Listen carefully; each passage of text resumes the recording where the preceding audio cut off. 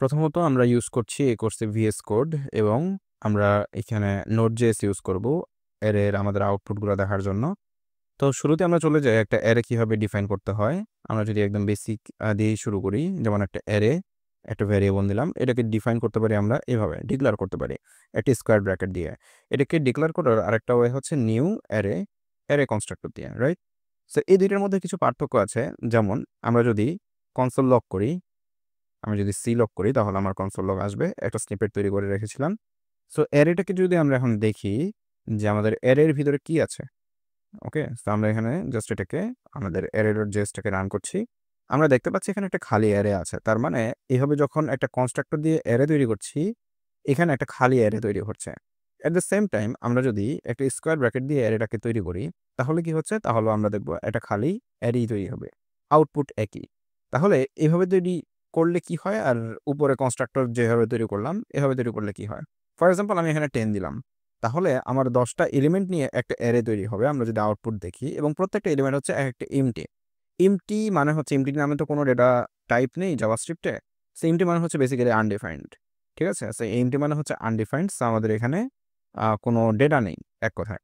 So আমরা যদি এইখানে জাস্ট এভাবে তৈরি করি, এখানে অনেকগুলো আনডিফাইন্ড দিই, ঠিক আছে? আনডিফাইন্ড এরকম ১০ টা দিই, তাহলে আমাদের যে স্ট্রাকচারটা দাঁড়াবে একই রকম এই স্ট্রাকচারটা। এর মধ্যে কোনো ডিফারেন্ট নেই।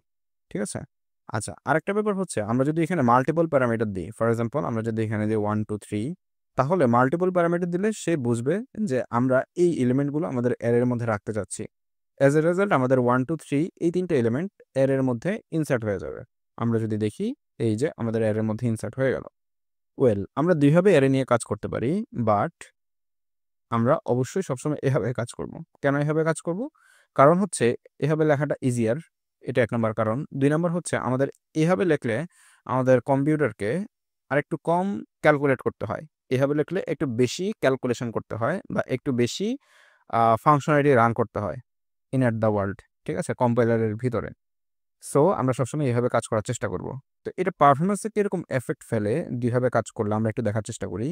যেমন আমরা যদি এখানে একটা ফর লুপ নিই, আমরা এখানে একটা ফর লুপ নিচ্ছি। আমি বলছি লেট i ইজ ইকুয়াল হচ্ছে এখানে 0, i ইজ গ্রেটার দেন, আমি এখানে একটা বড় সংখ্যা নিব, যে 10 পাওয়ার for example 8, well i plus plus. ঠিক আছে? এখানে 1e8 মানে হচ্ছে 10 পাওয়ার 8, মানে হচ্ছে ১ এর পরে ৮ টা 0। ওয়েল, আচ্ছা। এখন আমরা জাস্ট এখানে একটা অ্যারেকে ডিক্লেয়ার করলাম। ওয়েল, এখন এইভাবে ডিক্লেয়ার করার কারণে এই যে লুপটা, এই লুপটা আমার কি পরিমাণ টাইম নিবে সেটাকে আমরা দেখার জন্য console.time দিয়ে দেখতে পারি। ফর এক্সাম্পল এখানে হচ্ছে আমাদের এটা হচ্ছে স্কোয়ার ব্র্যাকেট। ওয়েল, আচ্ছা। আর এইখানে আমরা জাস্ট টাইম এন্ড। ওয়েল, আচ্ছা। এবং এট দ্য সেম টাইম একই জিনিসটা আমরা অ্যারে কনস্ট্রাক্টর দিয়ে করব। আমরা এখানে এটার নাম দিচ্ছি হচ্ছে অ্যারে কনস্ট্রাক্টর। ওয়েল, আর এইখানে একটা নিউ অ্যারে নিচ্ছি। এখন এই প্রোগ্রামটাকে আমরা একটু রান করে দেখতে চাই। আমাদের ২ টা প্রোগ্রামই সেম। এখানে একই পরিমাণ অ্যারে তৈরি হচ্ছে, এখানেও একই পরিমাণ অ্যারে তৈরি হচ্ছে। বাট ২ টার টাইম ডিউরেশনটা কিরকম লাগছে। সো আমরা যদি প্রোগ্রামটাকে রান করি, আমরা দেখছি যে আমাদের স্কোয়ার ব্র্যাকেট দিয়ে যে নোটেশনটা আমরা দিলাম, সেখানে আমাদের অ্যারাউন্ড 100 মিলিসেকেন্ডের মতো, 99 মিলিসেকেন্ড লেগেছে। আর এখানে একটু বেশি টাইম লেগেছে। দ্যাটস মিন আমাদের স্কোয়ার ব্র্যাকেট দিয়ে আমরা যখন টাইম অ্যারেকে ডিক্লেয়ার করছি, এটা কিন্তু এফিশিয়েন্ট।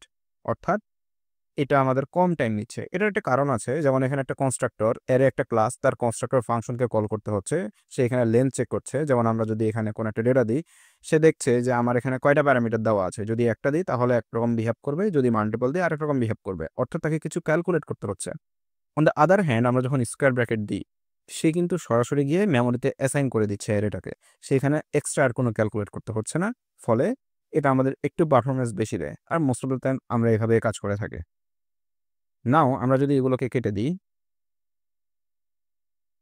আমরা জাস্ট এখানে স্কোয়ার নোটেশনে চলে যাচ্ছি। এখানে আমরা কয়েকটা ডেটা রাখলাম।